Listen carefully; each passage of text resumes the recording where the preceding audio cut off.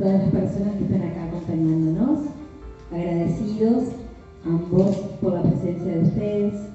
La comunidad de San José te da la bienvenida, Mariano, y espero que estés pasando un agradable momento. Y bueno, contanos cómo te sentís.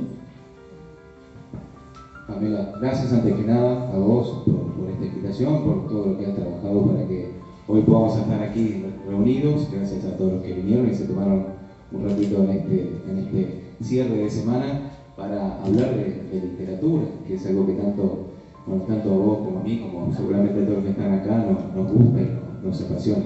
Me siento bien porque siempre que uno puede viajar con libros que uno ha escrito con tantas ganas y con tanta pasión y respeto y responsabilidad, sobre todo siempre remarco, yo escribo el género que es novela romántica con la orientación histórica. Eso hace que uno tenga que tomar como referencia un hecho real, inspirarse en ese hecho y en base a eso sustentar una historia de amor, que es lo que uno busca a través de lo que escribe. Entonces, tratar de no cambiar, de no modificar la veracidad de los hechos como ocurrieron, es una responsabilidad muy grande también. Y bueno, creo que a lo largo de los libros, de las novelas, uno ha ido entendiendo un poquito más cómo son estas cosas y cómo también uno puede llegar a contar una historia ficticia, pero amparada en un hecho real, y eso creo que es bárbaro. Y poder hablar de lo que uno hace y lo que uno hizo y de cómo fue el proceso de escritura para llegar hoy acá es buenísimo, porque sabe bien que el proceso de escritura es muy solitario. Entonces uno, cuando puede tener la posibilidad de salir a otros lugares, como Entre Ríos en este caso, y conocer y transitar otros caminos, es bárbaro y valioso, así que agradezco muchísimo que ustedes estén acá y el yo estar acá también. Mariano es locutor y periodista y viene recorriendo ese oficio hace varios años. ¿Cuántos, Mariano? Y empecé a los 15 de una manera amateur y después ya más profesional a los 22 años. Bien, la literatura es más nueva en tu vida.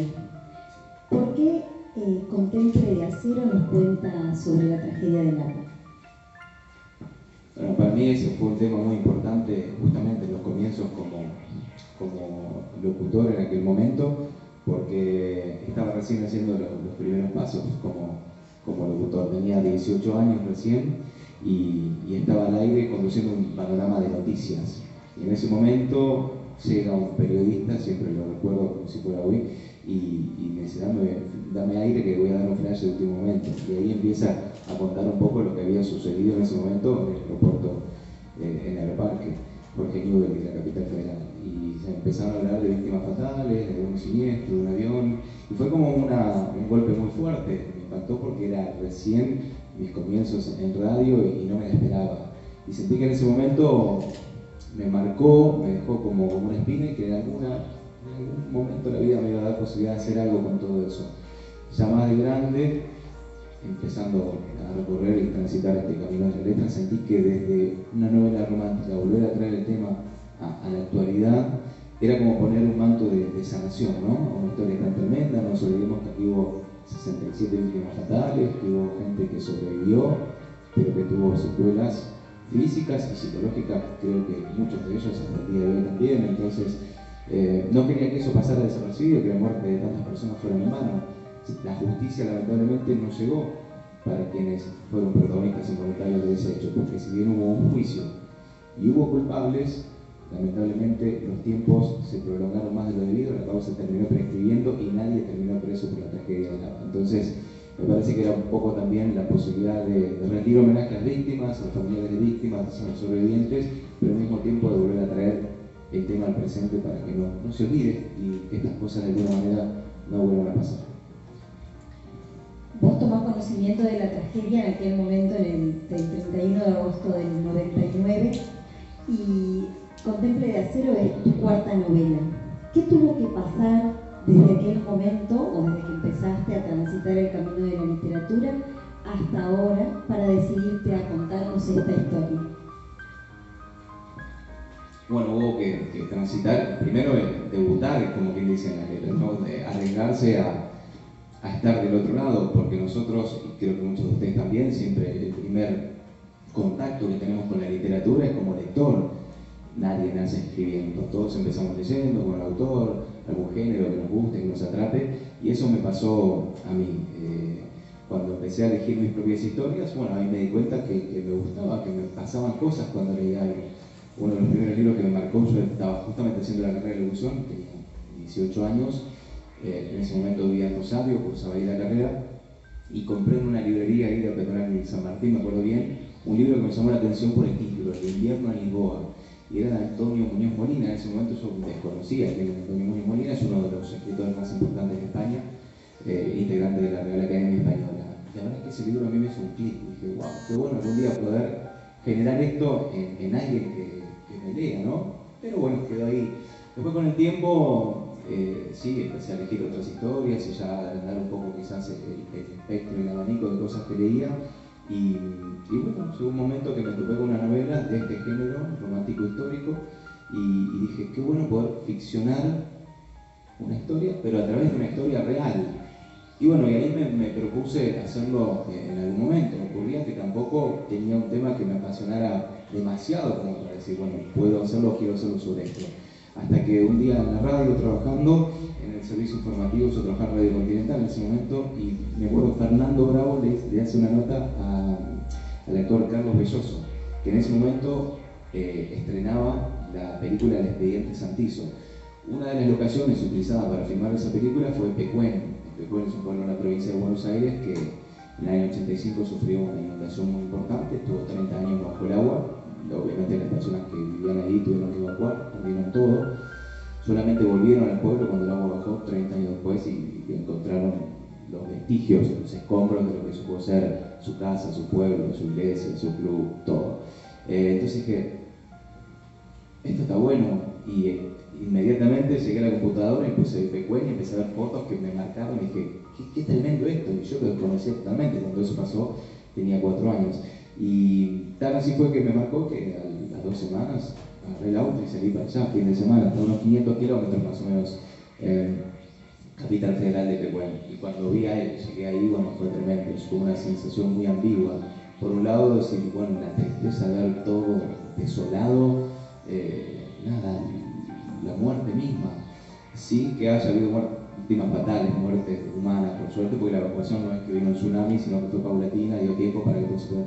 Pero era la muerte de todo un pueblo, que a veces no dimensionamos, pero se perdió un pedazo del país con la pérdida de Pecuén.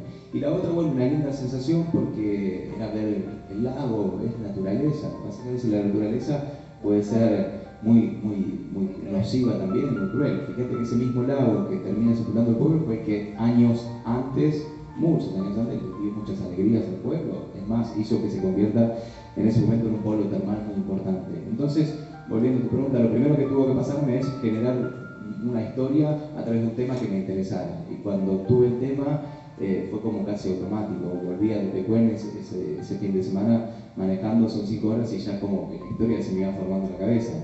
Pero ojo, eso era parte del inicio. Sí, tengo la historia y ahora hay que llevarla al papel, que no siempre es fácil, vos lo sabés bien, para que quede lindo, para que quede tal cual uno lo pergenió. Bueno, nada, fue sentarme, ponerme a escribir, desafiarme a mí mismo. Tenía 2 posibilidades: que me gustara y que se editara, o que no me gustara y que quedara ahí en la computadora. De última iba a ser tiempo perdido, pero no dejaba de ser una buena experiencia. Bueno, por suerte la novela se terminó, me gustó mucho. Yo soy muy crítico de mí mismo también, soy el primer crítico. Si yo creo que hay algo que no me gusta, que no está como tiene que estar, hasta que no está en tiempo y forma como yo quiero que esté, la novela no sale. Soy escritor autopublicado, tengo en esa condición cosas a favor y en contra, pero entre las que están a favor es que uno no tiene límites de tiempo, no tiene que digamos, escribir a favor de alguien o por directiva de alguien. Entonces, digamos, soy el mentor de las obras. Y bueno, terminó siendo, más allá de todo, en el año 2017 la primera novela, y la verdad es que tuvo una linda repercusión, y bueno, y a partir de eso vino todo lo que llegó después. Contemple de Acero, ¿cómo te toma en tu oficio literario? Bueno, me toma un poco más maduro, me toma más avesado, con un tiempo transcurrido y con no solamente más lecturas en mi haber, sino más escrituras en mi haber. Después, más allá de todo, llegó Inadmisible al año siguiente, después llegó Otra Noche para Soñar, que son las novelas que que me acompañan siempre a donde voy y que me fueron haciendo, claro, cada vez una persona más experimentada. Incluso yo mismo noto significativamente algunos avances en las formas, en las maneras, en los diálogos, y me voy permitiendo más cosas, jugar con muchas sensaciones también. Pero Contemple de Acero me parece que es una novela que tiene algo que no tienen las demás, que es el mismo formato, el mismo género, pero que el tema es mucho más contemporáneo, es algo que ocurrió hace nada, 2 décadas. Entonces creo que eso es lo que la hace a lo mejor diferente y que tiene un compromiso mucho más real con nuestra historia. Cuando uno lee la historia no hay que irse a San Martín cuando cruzó los Andes, digo, esto también es parte de nuestra idiosincrasia, de nuestra historia, y a veces tocar temas como estos, lógicamente que son dolorosos y son sensibles porque el hecho mismo es doloroso y es sensible, pero no deja de ser algo que nos pasó. Ocultarlo o olvidarlo no tendría mucho sentido. Entonces me parece que eso hizo que el tema se volviera nuevamente a traer al presente, que muchas de las sobrevivientes que estuvieron en ese vuelo tomaran contacto con el libro, y eso me pareció para mí fundamental y una experiencia muy enriquecedora y al mismo tiempo una prueba de fuego, porque yo lo cuento, pero yo no estuve ahí. Obviamente para el proceso de creación del libro me valí de muchos testimonios, vi muchos documentales, hablé con gente que sí fue protagonista de ese hecho, pero una cosa es contarlo y otra cosa es haberlo vivido, y que una de las personas que lo ha vivido le haya gustado el libro, le haya hecho una buena evolución, y es lo que contaba hoy, ¿no?, en la entrevista, que me haya dicho que sabía que yo no estaba ahí, pero que si no hubiera sabido, por cómo yo cuento el momento del desenlace del hecho en el libro, hubiera jurado decir. Entonces eso me parece que es lo que a mí me deja más tranquilo. Después, si la novela trasciende, es muchísimo mejor, pero es como que ya voy pasando una prueba de fuego, porque imagínate, o sea, hay gente que estuvo en ese avión, que por suerte pudo salir viva, con sus secuelas y demás, pero eso me parece el primer parámetro al cual uno debe conformar y decir, bueno, y por lo menos el deber está cumplido en ese sentido, ¿no? Yo que leí el libro ahora estos días, estos últimos días, para tomar contacto con tu manera de escribir, con cómo haces referencia a los hechos, con tu discurso narrativo, me encontré con 2 circunstancias. Una, que cuando uno lee, como decía recién, novela histórica, cree que se tiene que ir a otras épocas, y que en este libro encontrar desde el recuerdo mío propio, no sé, lugares, perfumes, deportistas. Digo, me encontré con personas o con situaciones a las que yo misma podía hacer referencia de haber vivido en esa época también. Esto sucedió, como dijiste recién, hace 2 décadas, y tenemos el recuerdo vivo todavía de la tragedia. Y lo otro que me pasó también es que me encontré con mucho rigor investigativo, mucha veracidad. Y me preguntaba si todo lo que la rodea a la novela, o lo que existe y está dentro, como por ejemplo informes periodísticos, noticias, reportajes, las partes del juicio, si todo eso es verídico, si yo me encuentro con esos datos, si hurgo un poquito más en la historia. Eso no te lo voy a contar. No, sí, yo nunca faltaría, lo que decía al principio, no faltaría nunca la verdad de un hecho que haya pasado. No lo cambiaría si es que eso puede tener una significancia con el hecho mismo. Si fuera algo sin trascendencia, a lo mejor por supuesto que pudiera quedar bien para la ficción, para el relato, seguramente que sí, pero no. Todo lo que tiene que ver con la descripción del incidente, con lo que pasó posteriormente y demás, es toda información verídica. Lo único que está ficcionado es por una cuestión de no tener que... En un momento pensé hacerlo con personajes reales, es la verdad. Después digo, eso me va a atar mucho y me va a condicionar a no poder yo generar mi propia historia. A mí me gusta imaginar también, y bueno, a un escritor le gusta armar su propia historia. Entonces utilicé algunos recursos de personas que realmente habían subido ese avión, y en base a eso yo armé mis propios personajes. Ahí aparecen Julián, aparece Juan Manuel, aparece Eloísa, aparece Denise, son todos personajes ficticios, pero todo lo que forma parte de la investigación, de los recortes periodísticos que yo voy poniendo y demás, fueron todas cosas reales que pasaron, que son, a veces vieron cuando dicen, a veces la realidad supera la ficción. Bueno, a veces hay cosas de esas que nos encontramos. Uno de los detalles que aparece en el libro, que yo no recordaba de aquel momento, pero que tomé conocimiento con el proceso de la escritura, y digo, no puede ser que haya pasado esto. Cuando reconocieron los cuerpos, inhumaron y mandaron cuerpos a Córdoba, con gente que no, a familiares que eran de otras familias y demás, digo, hasta eso de desgarrador, ¿no? Ya de la muerte por sí tan dolorosa, pero si encima después cometemos errores que son increíbles de que pasen con los cuerpos significados, y todo, digo, bueno, eso pasó también. Entonces digo, pobre gente la que tuvo que atravesar por todo eso. Pero bueno, hay cosas que también supe y decidí no contarlas porque me parecían que eran quizás golpes bajos y no tenían tanto que ver con la historia, ¿no? Heridas o secuelas con las cuales tuvieron que encontrarse y todavía seguir adelante muchas de las personas. Pero bueno, todo lo que es sí, rigor periodístico, y eso me lo ha dado, por supuesto, el periodismo, que es básicamente lo que yo ejerzo ya desde hace mucho tiempo.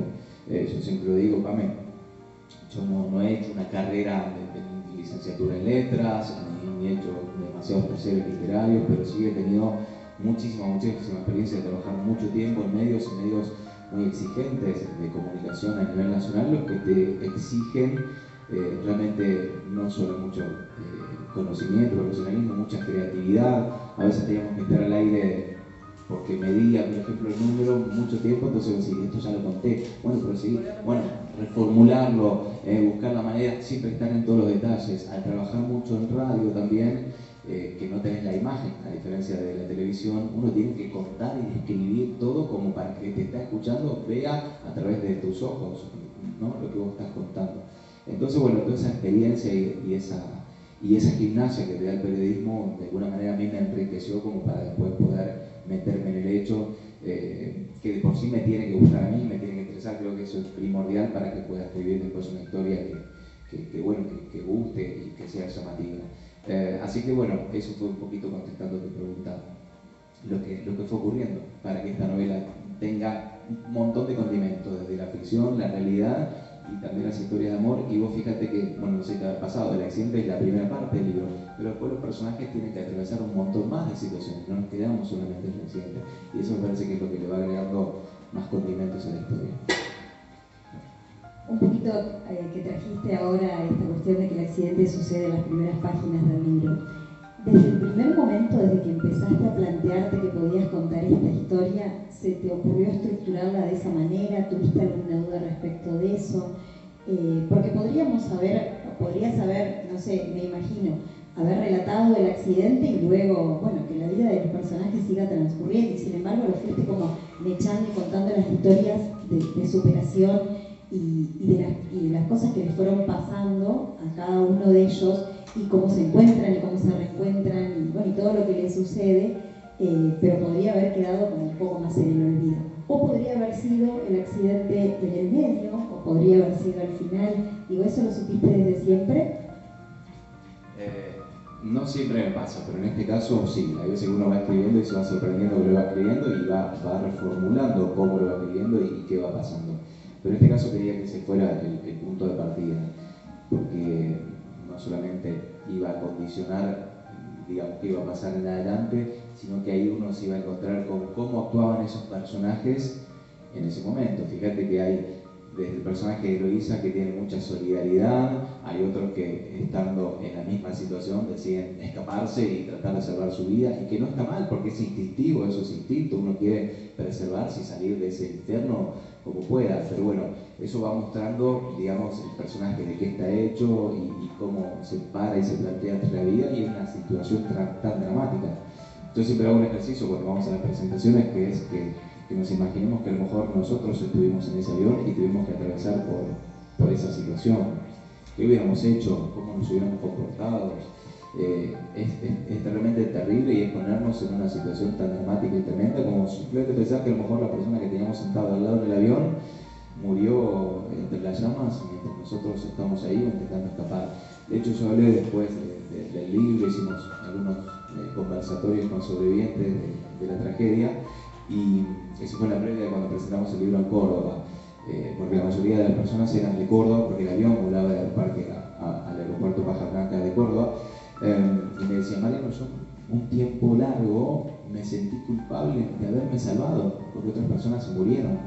Eso es desgarrador, ¿viste? Entonces, uno se pone en una situación límite de verdad, y no todos seguramente actuaríamos de la misma manera, como no todos actuaríamos como actúan algunas personas realmente que pasó esto. Yo siempre pongo ejemplo a Benjamín, porque la verdad que para mí es una persona superadora. Benjamín sufrió la amputación de las dos piernas, uno de sus brazos, el derecho con el que escribía, le quedó afectado su movilidad por quemaduras, y estuvo internado más de un año en Buenos Aires, después lo trasladaron a Córdoba, siguió internado. Y Benjamín me dice: yo no hay día que me levante con ganas de vivir y con ganas de salir a disfrutar la vida, porque estuve muerto. Entonces sé lo que no me la contó nadie. Pero yo no sé si podría hacer eso después de secuelas tan importantes, físicas, psicológicas y demás. Entonces digo, esto te demuestra cada uno de qué está hecho y cómo se para ante la vida en una situación tan tremenda, tan traumática como la que fue el accidente de La Paz. Te valiste de muchos testimonios así para relatarnos la historia, te pusiste en la piel de los personajes, hiciste ese ejercicio que estás diciendo que lo pediste para que lo hagamos en las presentaciones, para relatarnos de la manera que relatás.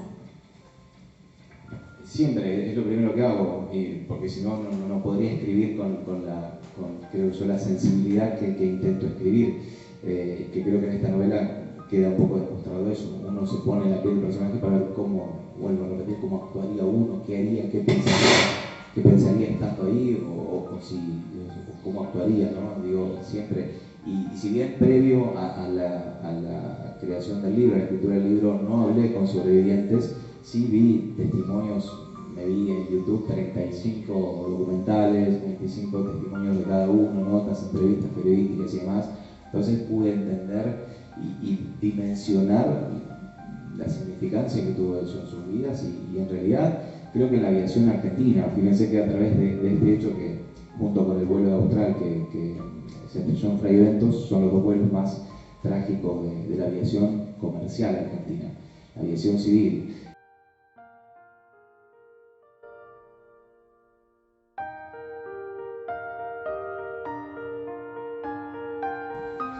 ¿Nos podés contar algunos de los testimonios que tuviste, que hiciste, como para, bueno, que tu libro tenga la veracidad que se necesitaba contar? ¿Nos podés contar alguno? Sí. De todas maneras, los que conocen, a lo mejor un poquito indagan más en la historia, van a encontrar similitudes en algunos personajes y otros que, bueno, fueron totalmente inventados. Pero el personaje de Eduardo García Velasco, que yo tenía la posibilidad de hablar con él desde Córdoba también, y él tuvo una historia, si bien por suerte salió ileso de ese avión, él y su hermano iban juntos. Él lo perjudicó muchísimo en lo psicológico, en lo deportivo. Era campeón de windsurf mundial, ¿sí? Representaba a nuestro país en el mundo y había llegado al máximo escalón. De hecho, venía de una competencia, y cuando le pasa esto, bueno, imagínate, la cabeza fue mutando, pasando por distintos estados. Él, que hoy contaba, que decía, sentía culpa de haber salido vivo de ese avión, ¿no? Y bueno, lógicamente el rendimiento empezó a decaer, y nunca pudo estar a la par de sus competidores nuevamente, con lo cual con el tiempo dejó la competencia. Yo no quise repetir, digamos, o tomar ese ejemplo textual, por eso lo que hice en el libro es, de alguna manera, alterar algunos sucesos. No es la vida de Eduardo, ni tampoco es el deporte de Eduardo. Vas a ver que en la portada, claro, hay una red de tenis con una pelotita de tenis. Bueno, es porque en este caso el protagonista que yo diseñé es una situación parecida, es muy bueno, pero en este caso en el deporte, en el tenis. Así que hay siempre algunas similitudes, pero bueno, vuelvo a repetir, los personajes de esta historia son ficticios. Mariano, ¿te llevó mucho tiempo el proceso de investigación? ¿O cómo lo organizás? ¿Primero investigás, después escribís, lo vas haciendo a medida? ¿Y qué te llevó más tiempo? No, no sé qué me llevó más tiempo, porque esto cuando avanzo voy viendo todo en conjunto y en concreto, digamos, pero sí, antes me planteo bien, antes voy trazando, yo soy muy estructurado en la manera de escribir en cuanto al orden cronológico, más cuando uno va atrás en el tiempo, no es una novela contemporánea, que a lo mejor el tiempo transcurre en el presente y no hay compromiso, digamos, de horarios, de fechas. Entonces lo primero que trazo es eso, creo a los personajes, escribo el entorno a los personajes, bueno, si hay un personaje masculino, quiénes son su familia, quién es su pareja, quiénes son sus amigos, dónde viven, o las personas que pueden ser diálogo o importantes para la historia, ¿no? Y bueno, una vez que tengo construido todo eso, que ya hice la investigación previa del hecho, ahí empiezo a ordenar las piezas y demás. Pero una vez se va pasando que uno se va sorprendiendo con las cosas que mejor van apareciendo. En esta novela, por ejemplo, no quise que sea igual a las demás y no hay solo una historia de amor, hay dos historias de amor. Entonces, la idea es que novela a novela uno vaya cambiando también y vaya observando cosas nuevas y aparece un personaje que a lo mejor es muy secundario, como el de Jesús, pero que termina teniendo un rol preponderante en la historia. Entonces, eso cuando uno empieza a escribir a lo mejor no está planificado, diseñado de esa manera, pero va ocurriendo. Y está bueno que eso pase. Hay escritores que dicen, a mí los personajes me hablan, me dicen que no, a mí ningún personaje me habló por suerte, si no me iría a ver un psiquiatra, qué sé yo. Pero sí veo que pueden ir generando un poco más de protagonismo en ciertas acciones que se van dando y bueno, que van completando un poco el cuadro del libro.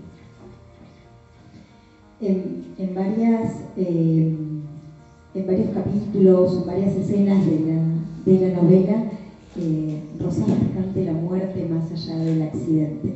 ¿Te sentís cómodo escribiendo sobre ese episodio natural? Sí. Yo creo que me siento cómodo en el género directamente. Es un género que cuando empecé a escribir y me decían, pero veniste del periodismo, ¿por qué no haces un policial? Y la verdad es porque no me llama la atención esos policiales. No digo que nunca lo vaya a hacer, digo, en este momento me sienta cómodo el género, me gusta tomar un hecho real y en base a eso ficcionar una historia. Todas mis novelas son así y hay una quinta que está en camino, se inscribe para finales de este año y que también va a tener el mismo género, inspirado en otro hecho, por supuesto nada que ver, pero no menos relevante. Entonces creo que mientras eso me siga pasando, que haya una armonía, que yo lo disfrute y que bueno, quienes lo leen también después se puedan sorprender con la historia. Yo siempre digo, es más lindo conocer la historia a través de una novela, que uno lo va contando capítulo a capítulo, se va metiendo en la historia y no es tan pesado que leer un libro de historia netamente, ¿no? Entonces está bueno que eso puedan convivir armoniosamente, pero mientras siga escribiendo y creo que me queden temas todavía por escribir y tengo varios, te puedo asegurar, creo que voy a seguir en este género un tiempo más, hasta que bueno, hasta que agote los recursos o hasta que diga llegó el momento de frenar o parar un poco. Hasta ahora, porque se dio así, no porque me lo haya propuesto, pero vengo escribiendo un libro por año. No sé, cuando escribí en 2016, se editó en 2017 Más allá de todo. Mientras presentaba Más allá de todo, ya estaba escribiendo el otro. Y así, cuando presentaba el otro, escribía otro. Y bueno, ahora estamos presentando Contemple de Cero, ya que es un libro que está en imprenta. Entonces, se dio así y lo puedo hacer. El día que no lo puedo hacer, que tenga que priorizar otras cosas, bueno, seguramente se hará. Pero este es el camino hasta ahora que elegí y bueno, y que espero poder seguir recorriendo. Hoy me trajo a San José, a que todos nos podamos encontrar y ver las caras y conocer, y más después de un tiempo tan complejo como fue la pandemia, así que eso ya para mí es ganancia, es disfrute y bueno, y ojalá que muy pronto pueda volver con otra historia también. Bueno, la novela es, como decía recién Mariano, es una novela histórico-romántica y sigue un poco los tópicos, ¿no? Esto de que una pareja se conoce o dos personas se conocen y por algunos motivos no pueden estar juntos. Y más allá de todo esto, también incluye un hecho dramático real que sucedió. Pero, ¿podemos decir que tiene un final positivo esta novela? Eso tampoco te lo voy a decir. No me decís nada. ¿Ustedes lo quieren saber? Si ustedes dicen que sí, sí. Sí. Creo que el 90%, por no decir el 100% de las novelas románticas terminan bien. termina con un final feliz. Y bueno, esta no es la excepción. Pero para que eso ocurra hay que atravesar muchos obstáculos y los personajes realmente los atraviesan. El incidente aéreo es el primero de los obstáculos y después van pasando muchas cosas más que me parece que es lo que la hace más humana, más sensible y bueno, que deja ese mensaje de resiliencia que yo quiero dejar en cada una de las historias y las novelas que escribo. Bueno, ya está, terminemos acá. ¿Usted la está pasando bien? Por lo menos yo me quedaría ahora, pero... Si no, ya se hubiera levantado de su idea. No, bueno, contanos un poquito cómo vas transitando tu oficio de escritor, siendo periodista, locutor, teniendo una familia, cuánto le dedicas de tiempo. A mí eso es algo que siempre me interesa saber. Digo, ¿cómo han hecho el tiempo de escritura? ¿Vos querés que yo te dé la fórmula para ver cómo hacemos para escribir? Un libro por año, vamos. Y no tengo 3 hijos, empezando por ahí. Tengo uno solo, igual vale por... Sí, siempre, vale. Siempre cuando es uno, siempre valen por varios. No, pero bueno, el tiempo creo que no es fácil hacérselo, pero hay que hacérselo. Para mí la noche es el mejor momento del día que más me sienta para inspirarme, para relajar, porque está en silencio, porque yo puedo optar por, a lo mejor por un momento más tranquilo, poner una música instrumental. Me gusta escribir con música instrumental, no con alguien que cante porque ya se me va de foco, porque si me gusta el tema me pongo a cantar o a tararear y ya me estoy pensando de la cosa, sea en inglés o en español también. Eso me parece que es una linda condición. Y bueno, nada, después si pasa algo durante el día, que a lo mejor uno está frente a la computadora y demás, el celular para mí es un aliado, porque sí, o me escribo algo y me lo tengo en el archivo portapapeles, o me mando un mensaje de audio a mí mismo, como para decirme después, cuando llego a casa a la noche me lo bajo, pero no olvidarme en ese momento de lo que estaba pensando. Che, este personaje estaría bueno que tenga este vuelco. Sí, está bueno. Y entonces me mando un audio. Mariano, acordate para después de la noche cuando escribís, que sé yo, que este personaje va a ir para acá, para acá. Y bueno, y eso ayuda, porque no siempre uno tiene la inspiración o la idea y tiene la posibilidad de escribirla. A veces se te ocurrió a las 10 de la mañana que estás trabajando y bueno, recién te sentás a las 10 de la noche, entonces. Pero creo que está bueno. Yo no podría ser metódico, hay otros que por ahí son más estructurados. Me levanto a las 7, tomo un café, mando a una chica a la escuela y bueno, puedo escribir hasta la 1 porque después está buenísimo si les resulta. Yo creo que la escritura a mí por lo menos me funciona cuando estoy inspirado. Hay noches que a lo mejor no me voy a dormir hasta las 4 de la mañana porque va saliendo cosas que son productivas y que están buenas, y entonces yo mismo me quedo sorprendiendo de cómo se van generando y demás, y hay veces que me siento y no sale todo como uno quiere, entonces tampoco vamos a presionar. Bueno, esto guardamos y otro día lo agarramos y seguimos. Creo que ese es un método, una clave que a mí por lo menos me funciona, no escribir por escribir, sino escribir cuando hay que escribir y está bueno lo que se va a escribir. Me ha pasado con novelas que antes de que esta novela se editara, había empezado a escribir otra que también relaciona un hecho que sí me tocó cubrir y bien más de cerca, como la tragedia de Cromañón. Y la tragedia de Cromañón, bueno, fue 194 víctimas, y fue muy conmovedor, por encima del momento del año en el que estaba pasando, fue un 30 de diciembre, justo fin de año. Y la verdad es que tenía un montón de ideas para ubicar en esa tragedia. Encima me tocó cubrirlo, el juicio de la tragedia de Cromañón. Yo en ese momento trabajaba en Radio 10, sí, ya estaba allá, y estuve en el mismo tribunal donde estaban charlando los callejeros, los abogados, los familiares de víctimas, sobrevivientes. Fue como muy fuerte. Tuve la posibilidad también de, cuando se hizo una inspección ocular a Cromañón, que se abrió una sola vez después del juicio, me tocó cubrir y vi testimonios en imágenes, ¿no? Que eran desgarradores, porque la mano de los chicos en las paredes, las zapatillas. Y la verdad es que me parece que tenía muchísimo material como para escribir una historia, pero me senté a escribirla y no me salió lo que yo quería escribir. Y dije, bueno, no me sale, estuve trabado y me di cuenta, no, la dejé. Tengo 36 páginas escritas, que no sé si en algún momento terminaré o volveré a escribir o quedará ahí, pero bueno, eso es para que, digamos, se entienda que no siempre uno se sienta a escribir y ya está, en 2 minutos tenés una novela. No es tan así, y por suerte no es tan así, porque creo que lo que cuesta después también termina siendo productivo, que vale, y que bueno, que uno se puede sorprender también de lo que va escribiendo. O sea que no es Cromañón la próxima. No es Cromañón. La próxima, es un tema que también, a ver, si uno lo dimensiona ya de disparador, tiene que ver con la llegada de los galeses a la Argentina ya por el 1865, finales del siglo XIX. Es desgarrador porque los galeses se tienen que ir de su país debido al sometimiento que tenían de los ingleses, ¿no? Que habían, bueno, no solamente tomado Gales, sino que no les permitían profesar su culto, hablar su idioma, cantar su música. Entonces, en ese momento Argentina tenía la Patagonia totalmente despoblada. 1865 estaba hablando. El gobierno de ese entonces hace una invitación a todos los países del mundo que quieran venir a Argentina, le daba algunas garantías y algunos beneficios para que se vinieran a Argentina. Bueno, los galeses dijeron, bueno, no es lo que queremos, pero dadas las condiciones vamos a fundar nuestra propia Gales afuera de Gales. Y bueno, por eso hoy tenemos tantas colonias galesas en el sur, Gaiman, Trevelin, Esquel, un montón de Trelew, que es el pueblo de Luis, en galés, un montón de historias que yo no conocía, ignoraba totalmente. Y cuando empecé a ignorar, digo, pero ¿cómo esto no puede ser que no nos lo den en la escuela? ¿Cómo puede ser que esto no se sepa? ¿Cómo puede ser que pasó tanto? Fueron los primeros habitantes que tuvo la Patagonia en forma continua, digamos, porque había aborígenes, pero eran nómades, digamos. Entonces, gracias a ello también parte de la Patagonia, todo lo que tenemos como Ushuaia, Río Negro, parte de Chubut, Santa Cruz, es nuestro por los galeses. Porque cuando se hizo un plebiscito en 1902, que vino incluso un árbitro inglés y les preguntó a los que vivían ahí si querían vivir bajo bandera chilena o argentina, como ellos sentían como el sentido de pertenencia a Argentina, porque le abrió las puertas con otros países más, dijeron que querían ser argentinos.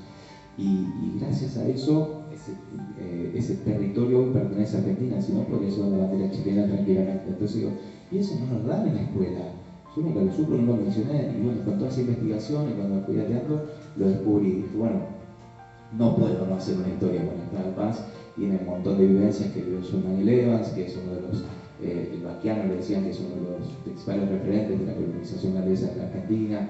Él, su caballo, en un momento son atacados por los indios que venían escapando del ejército de Roca. En ese momento está la campaña del desierto. Bueno, hay un montón de cosas que se van cruzando que son realmente muy interesantes. Y yo traté de hilvanar las memorias que dejó el propio John Daniel Evans antes, por supuesto, de morir, que no las había escrito, o sí, digamos, pero no las había editado en formato libro. Y su nieta, Claire Evans, que vive, y con quien tuve el gusto enorme de poder charlar y encontrarme con ella, y que ella no se quiera el libro, sí las pude editar. Con ese libro yo lo tomé como disparador para crear esa historia que sí va a ser la primera que esté amparada en hechos reales y en personajes reales.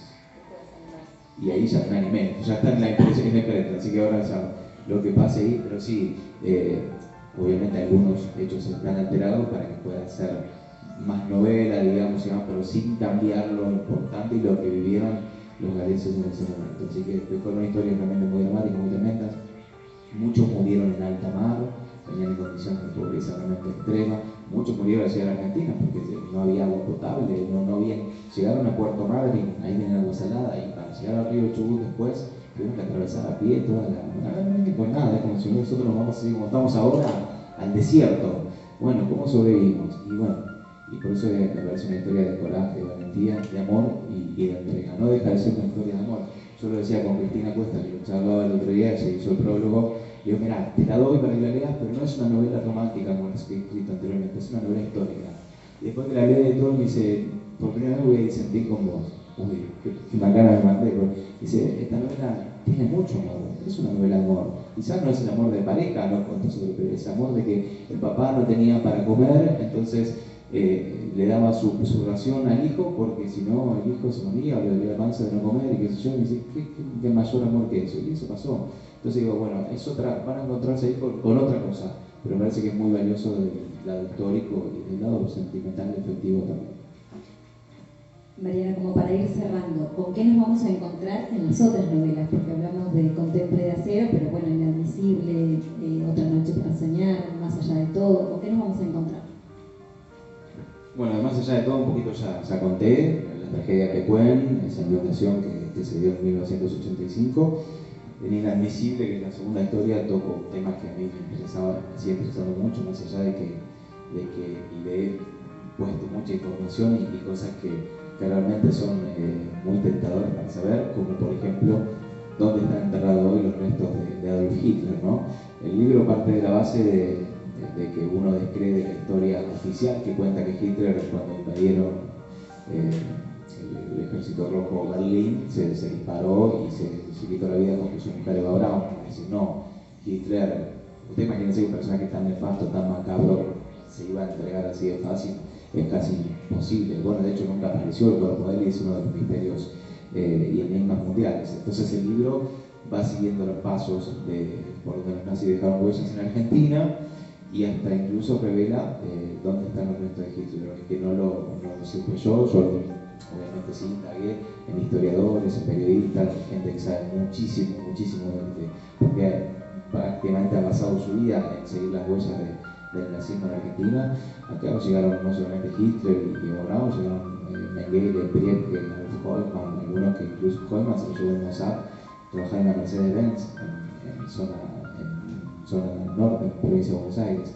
Entonces, bueno, va dando un poco cuenta de todos los lugares por donde los nazis dejaron huellas, no solamente Bariloche, sino Córdoba también, el Hotel Edén de La Falda, el Hotel Gran Viena en Los Chiquitas.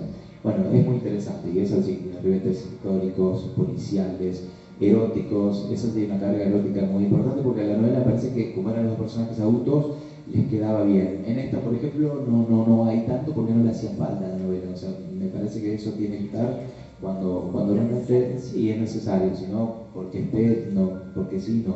Y bueno, Otra noche para soñar, que ahora si Dios quiere me voy a presentar a San Juan el 29 de octubre, a fin de mes, está inspirada justamente en el terremoto de San Juan de 1944, que es la tragedia natural más importante que haya tenido que soportar la República Argentina, más de 10.000 víctimas fatales, el 80% de la ciudad prácticamente destruida. Y bueno, ese sí que fue un lindo desafío también porque volver atrás en el tiempo tanto, nunca lo había hecho y bueno, fue lindo poder indagar cómo se vivió en esa época donde no había celulares, donde no había nada de lo que hoy estamos acostumbrados. Entonces, incluso me costó conseguir mucho archivo fotográfico, mucho archivo periodístico, con lo cual tuve que consultar historiadores y periodistas de San Juan para ir reconstruyendo un poco lo que fue ese hecho. Así que eso es un poquito lo que cuentan las novelas anteriores y bueno, y ya contamos también lo que va a traer la novela. Así que por ahí más o menos va la historia literaria hasta ahora. Bueno, para quien quiera hacerse de las novelas, van a estar en un costo de 1.200 cada una o 2 por 2.000. ¿Sí? Hablen con Jorgelina, ella la maneja todo así. Hablen con Jorgelina entonces. Y bueno, vamos cerrando, María, si te parece. ¿Sí? Sí, déjame. Palabras de agradecimiento. A vos principalmente, a vos y a todas tus familias que han estado. ¿Vos querés hacer preguntas? Tenés razón. Pasar el micrófono. Sí, Pregunta, sí. Contemple de acero me atrajo mucho el título. Y un poco, o sea, bueno, el avión, el acero y bueno, esas cuestiones de que la personalidad, o sea, el temple en la personalidad de alguien, o sea, ¿por qué el título? Que está bueno en sí, me gustó, me atrajo. Y bueno, ¿cómo lo seleccionaste como? Es que está muy bien orientado porque justamente es un juego de palabras en el temple del acero de las personas que tuvieron que sobreponerse a lo que ocurrió a ver, a los sobrevivientes obvio, pero también juega un poco con el material con el cual está construido el fuselaje del avión. Tiene una aleación de acero y otros materiales, entonces me pareció que era un poco jugar con eso, no jugar en el sentido textual de la palabra, sino decir, bueno, tiene que ver una connotación con lo humano y también con, en este caso, lo material. Así que ahí surge un poco el título de la novela. No iba a ser ese al principio, después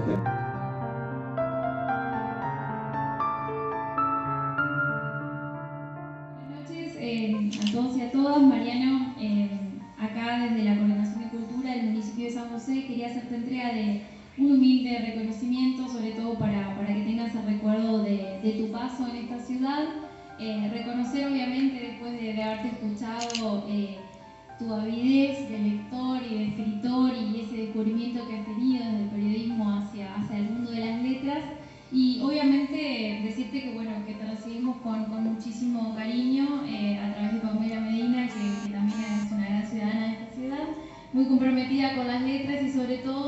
con lo que decimos siempre, que es apostar a la producción local, apostar al contenido local, apostar a quienes se toman minutos de su vida, meses y años para hacer algo bello, y eso es digno de reconocer siempre. Así que bueno, nada, desde la humildad que reconoce esta ciudad, nada, decirte bienvenido, muchas gracias por tu paso por acá y hacerte este breve recordatorio.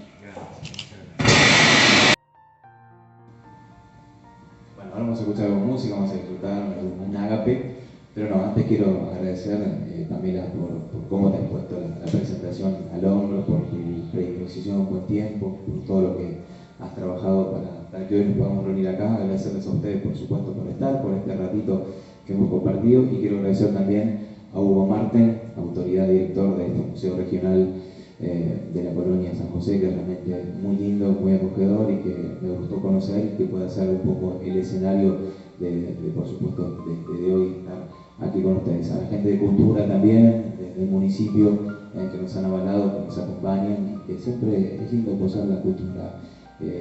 Somos pocos, muchos, pero siempre es bueno estar y que estas cosas sigan pasando, y más después de un tiempo tan tirano y tan tremendo como que nos tocó atravesar, donde no nos podíamos ver la cara, por lo menos personalmente, sino a través de un celular. Entonces yo celebro este encuentro y el haberlo compartido con ustedes. Y bueno, que será hasta la próxima, si Dios quiere. Gracias.